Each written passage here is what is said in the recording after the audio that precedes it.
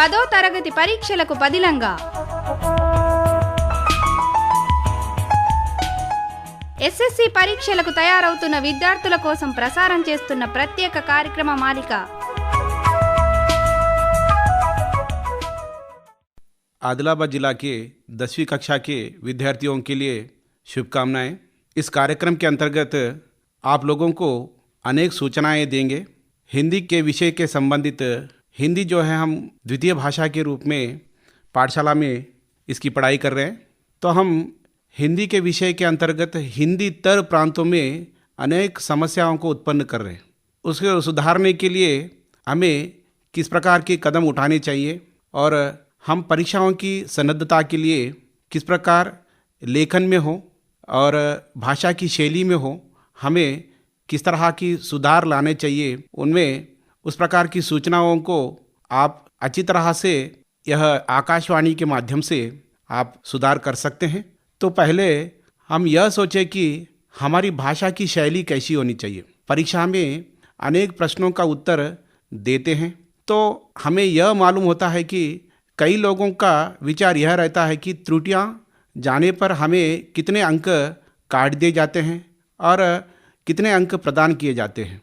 इन समस्याओं को हल करने के लिए आप लोगों का यह कदम उठाने चाहिए कि भाषा में क्या क्या हमें त्रुटियां जा रहे हैं उस पर ध्यान देना चाहिए।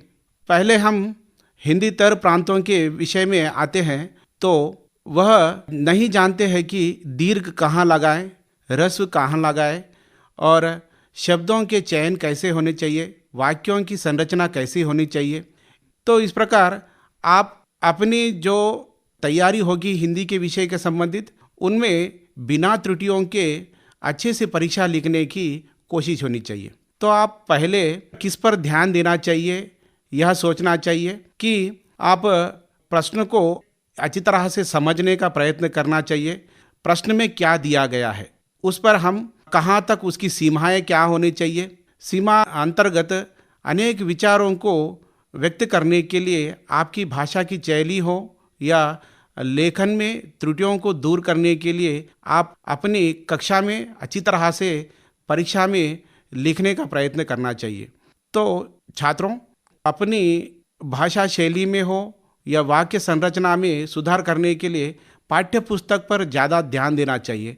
अनेक बाहर जो उपलब्ध हो रहे हैं, अगर आप लोग उनकी सहायता लोगे तो उनमें कई त्रुटियां हैं, वह त्रुटियां सुधारते बैठेंगे तो आपका समय बर्बाद हो जाएगा। इसीलिए जहां तक पाठ्य पुस्तक है, पाठ्य पुस्तक की सहायता से ही आप अच्छी तरह से अंक प्राप्त कर सकते हैं। पाठ्य पुस्तक में अनेक ऐसे विषय हैं, उन विषयों को अगर अन्य सहायक पुस्तकों की सहायता से आप विषय को अच्छी तरह से पढ़कर उसकी समझकर लिखने का प्रयत्न करेंगे तो आप अच्छे अंक पाने का प्रयत्न करेंगे।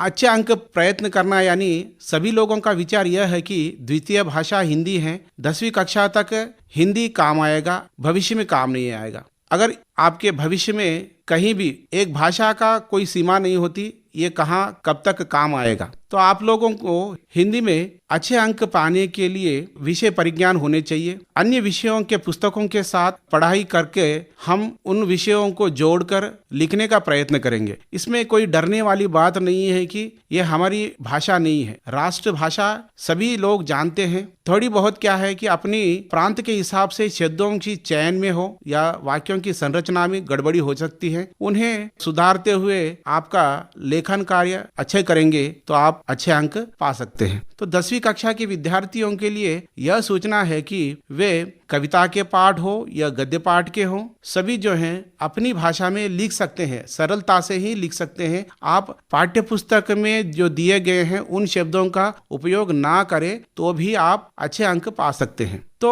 हम पाठ को अच्छी तरह से पढ़ने का प्रयत्न करने चाहिए। उसके बाद हम वाक्यों की संरचना हो, विराम चिन्हों को, अल्प विरामों को, पूर्ण विरामों को लगाते हुए बिना त्रुटियों का गद्य पाठ संबंधित सारांशों को लिखने का प्रयत्न करेंगे। इस विषय के साथ दूसरे विषयों की श्रेणी में भी अनेक वृद्धि कर सकते हैं। अनेक अंक जो है आपको जोड़कर आपकी श्रेणी में अच्छी सहायता होगी। तो छात्रों, आप हिंदी के लिए भाषणों को ढूंढना चाहिए। समाचार पत्र के माध्यम से हो या टीवी के माध्यम से हो, आप उन शब्दों की भंडार बढ़ाकर उन शब्दों को आप उपयोग कर कर गद्य पाठ का सारांशात्मक निबंधात्मक प्रश्न हो, लघु प्रश्नों के उत्तर देते समय इन पर ध्यान देते हुए लिखने का प्रयत्न करना चाहिए। और जब तक जहाँ भाषा की बात हो, भाषा की बात के अंतर्गत आप 6वीं से लेकर 10वीं कक्षा के अंतर्गत जितने भी भाषा अंश आप लोग जानते हो, उन भाषा अंशों को ध्यान से पढ़ें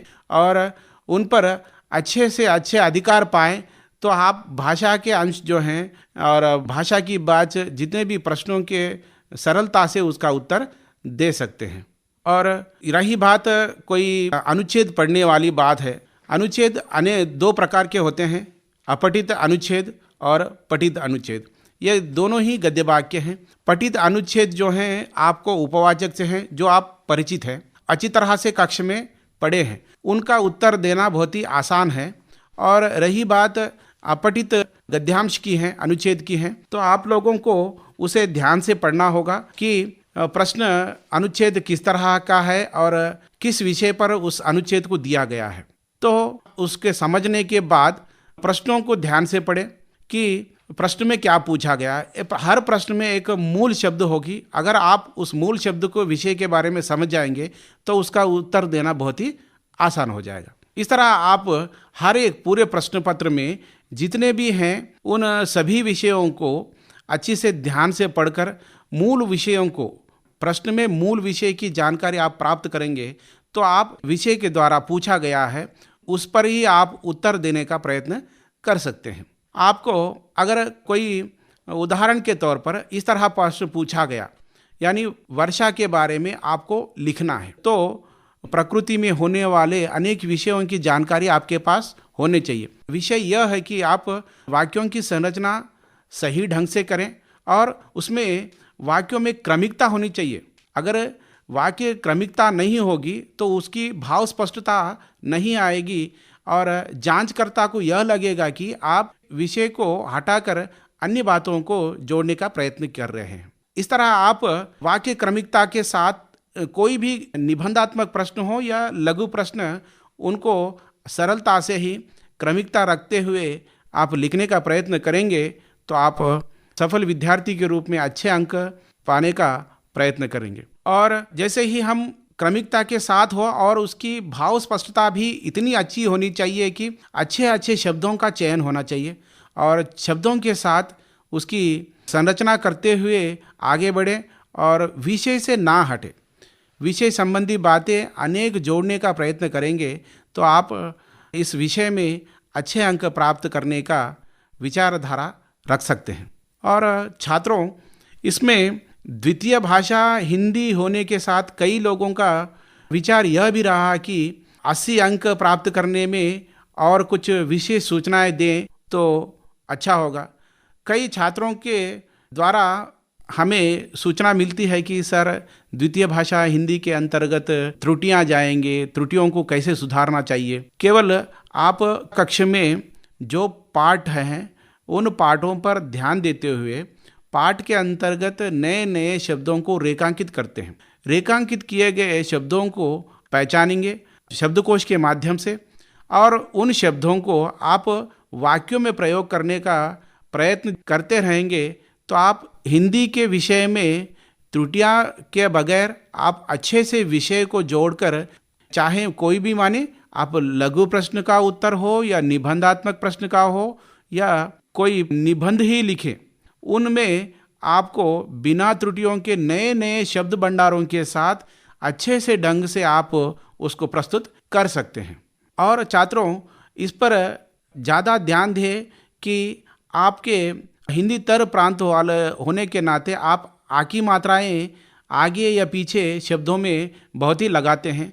इन पर ध्यान देना चाहिए क्योंकि तेलुगु भाषा मातृभाषा होने के नाते तेलुगु में जो उच्चारण होता है, अगर हिंदी के वर्णमाला में हो या हिंदी के शब्दों में वो उच्चारण नहीं होना चाहिए। वहाँ क्या होगा, आपको अंतर यह होता है कि हर बात को आप आ की मात्राएं लगाते हैं। अगर आ की मात्रा लगाएंगे तो उसका अर्थ बदलकर आपकी जो भाव स्पष्टता है उसमें नहीं जुड़ेगा। उसके साथ आप जो बोलना चाहते हैं और उनकी जो स्पष्टता देना चाहते हैं वो ना होकर और कोई दूसरी बात निकलकर वह गलत होने की संभावना है।